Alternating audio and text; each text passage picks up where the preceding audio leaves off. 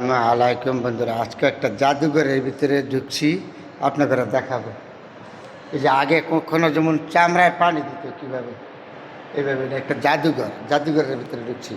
এই যে আগের মানুষে হুক্কা খেত, এই যে হুক্কাগুলি দেখছেন কত সুন্দর হুক্কা, এগুলি দিয়ে আগে গ্রামের মানুষে বা আগে রাজাবাদশাহরা জমিদাররা হুক্কা খেত, কত সুন্দর।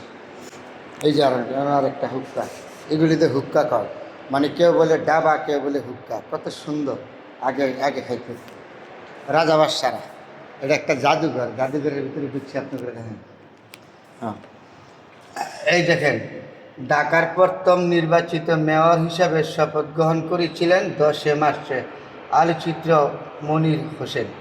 বেগম খালেদা জিয়ার শপথ করাইছিল। এই যে আপনারা দেখা যান, অনেক কিছু আছে দেখার মতো। এই যে আগের রাজাবাদশাহদের ফ্যান, টুপি, আতর, এগুলি ভিতরে রাখতো। এইটা দিয়া আগে মুখ দেখতো রাজাবাদশাহ যারা জমিদার ছিল। এটা হলো এই যে মহরম মতিন সর্দার সিদ্দিক বাজার পুরাতন ড্রেসিং টেবিল। এটা হলো একটা জাদুঘর, আজকে আপনার করে দেখাচ্ছি, কত সুন্দর দেখছেন।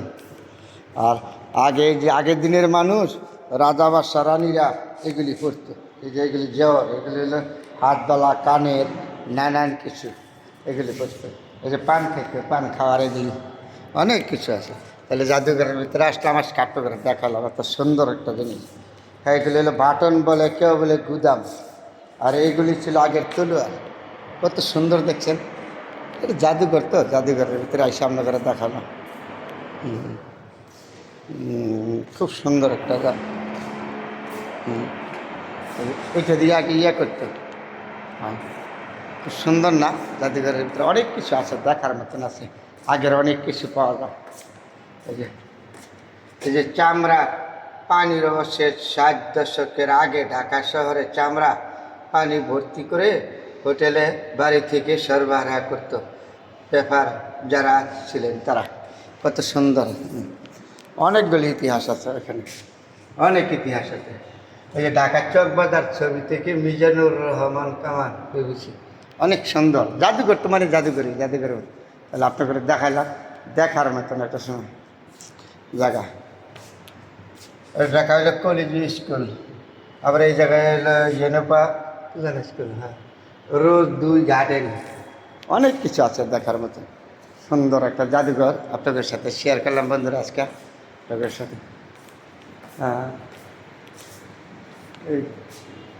ওইগুলি হলো আজহাদ নাজিমুল হোসেন, আজহাদ শফিউদ্দিন সর্দার। অনেক সুন্দর দেখার মতন জাদুঘরটা, তাই না? এই জাদুঘরে এসে আপনাদের সাথে শেয়ার করলাম, দেখার মতন। আসলে জাদুঘরে আসলে অনেক কিছু ইতিহাস দেখা যায়, বোঝা যায়। আগের জিনিসগুলি, আগের মানুষগুলি কীরকম ছিল, আগের জিনিসপত্র কীরকম ছিল, কী কী জিনিস ব্যবহার করতো জমিদাররা, আগের জমিদাররা, মাতাব্বররা, এগুলি ব্যবহার করতো। কত সুন্দর দেখছেন।